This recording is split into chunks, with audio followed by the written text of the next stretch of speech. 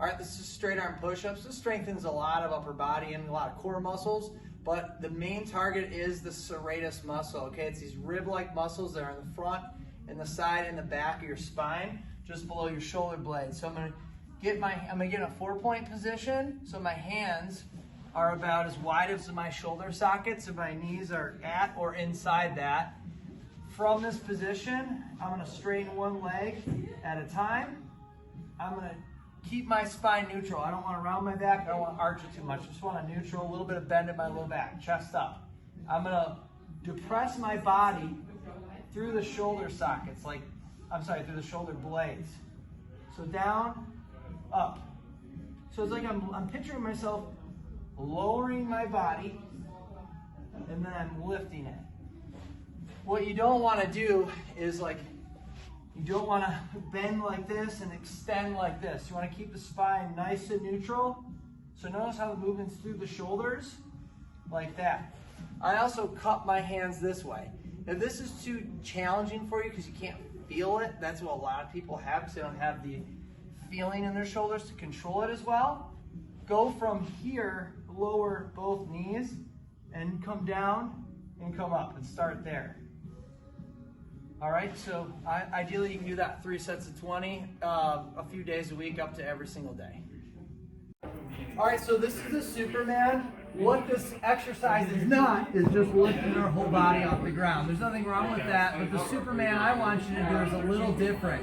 What you're gonna do is you're gonna pelvic tilt, or you're gonna picture pushing your pelvis into the ground so my glutes are contracting and my stomach.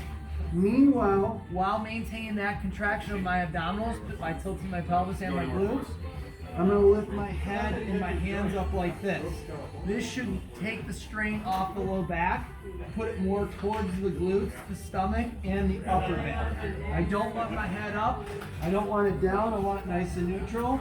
And my goal is to hold that for 60 seconds without fatigue. If you can't do that for 60 seconds and say you can do it for 20, do like 3 sets of 20 and build yourself up. And make sure within 4 weeks you can do it for a full 60-second hold.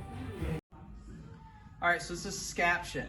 What this is not is shoulder abduction or lateral fly. So I'm not going straight out to the side, targeting my outer deltoid. What I'm gonna do is target that supraspinatus muscle. It's a rotator cuff muscle that pretty much is always torn, which leads people to getting rotator cuff repair. Where that's different, scaption, instead of going straight out to the side, is I'm gonna point the dumbbells towards my back pocket. So like if I was doing a lateral fly, I'd be about 0 degree.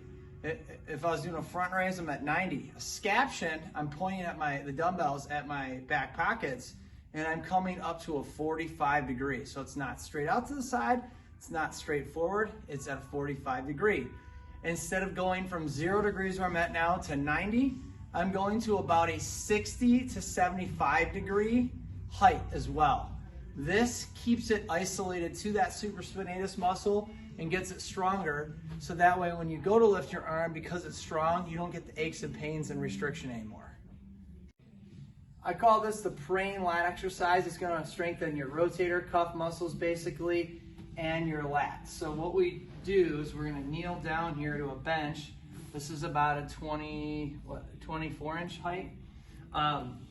So my goal is to start off my hands together and my elbows as tight as possible. Then I'm going to drop down. I have a big head, so I have to kind of keep my arms away and let my body drop down. Once I'm in this position, I try to reposition my elbows closer, and then I'm going to bring my hands apart for 2-second holds like this. So basically, I get in this position, I drop down with my body.